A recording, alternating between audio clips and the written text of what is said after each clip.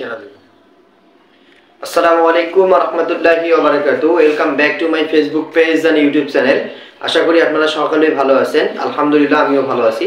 আজকে আমরা অনেকটা গুরুত্বপূর্ণ ক্লাস নিতে যাচ্ছি। আমরা একটু পরে ক্লাসটি শুরু করব। তার আগে একটু জানিয়ে রাখি যে আমাদের ক্লাসগুলো যদি ভালো লাগে লাইক কমেন্ট শেয়ারের মাধ্যমে আমাদের পাশে থাকবেন।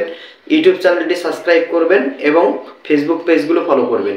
তো আজকে আমরা যে ক্লাসটি নিতে যাব, গত ক্লাসগুলোতে আমরা নিয়েছি, আপনারা জানেন যে পরিসংখ্যান প্রথম পত্র একাদশ দ্বাদশ শ্রেণীর ক্ষেত্রে আমরা পড়েছিলাম ওইখানে যে আপনার অধ্যায় 3 কেন্দ্রীয় প্রবণতা, অর্থাৎ এই কেন্দ্রীয় প্রবণতা কি এবং কত প্রকার এটা সম্পর্কে আমরা আলোচনা করেছি। আজকে আমরা পরিসংখ্যান প্রথম পত্র একাদশ দ্বাদশ শ্রেণীর চতুর্থ অধ্যায় আমরা এখানে দেখতে পাচ্ছি। আমরা লিখছি পরিসংখ্যান প্রথম পত্র অধ্যায় 4, অর্থাৎ অধ্যায় 4-এর যে পড়াটা হবে এটা হলো বিস্তার পরিমাপ। বিস্তার পরিমাপের আজকে আমরা 1 নং ক্লাস করব। বিস্তার পরিমাপের অনেকগুলো ক্লাস আপনারা পর্যায়ক্রমে পেয়ে থাকবেন।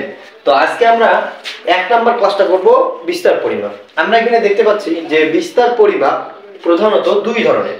একটা হচ্ছে পরম বা হচ্ছে অনপেক্ষ বিস্তার পরিমাপ, আর একটা হচ্ছে আপেক্ষিক বিস্তার পরিমাপ। তাহলে এই যে দুই ধরনের বিস্তার পরিমাপ আছে, এই দুই ধরনের বিস্তার পরিমাপ আবার এক একটা 4 ধরনের। তাহলে আমরা দেখতে পাচ্ছি এখানে পরম বা অনপেক্ষ বিস্তার পরিমাপ হচ্ছে 4 ধরনের।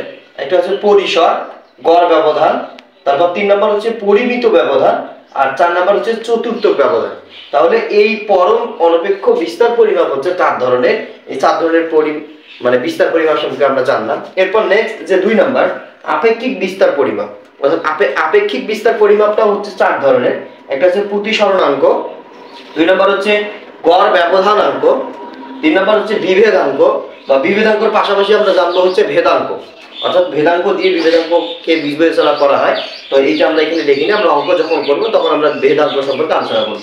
এরপর হচ্ছে 4 নম্বর হচ্ছে চতুর্থ ব্যবধান। তাহলে আজকে আমরা জানতে পারলাম যে বিস্তার পরিমাপ কয় প্রকার এবং কি কি। অর্থাৎ আমরা বিস্তার পরিমাপ প্রধানত 2 প্রকার এবং 2 প্রকার আবার 4টা করে 8টা আছে। পর্যায়ক্রমে নেক্সট ক্লাসগুলোতে আমরা এই 8টা সম্পর্কে আলোচনা করব। তো ভালো থাকবেন, সুস্থ থাকবেন। আসসালামু আলাইকুম ওয়া রাহমাতুল্লাহি ওয়া বারাকাতুহু।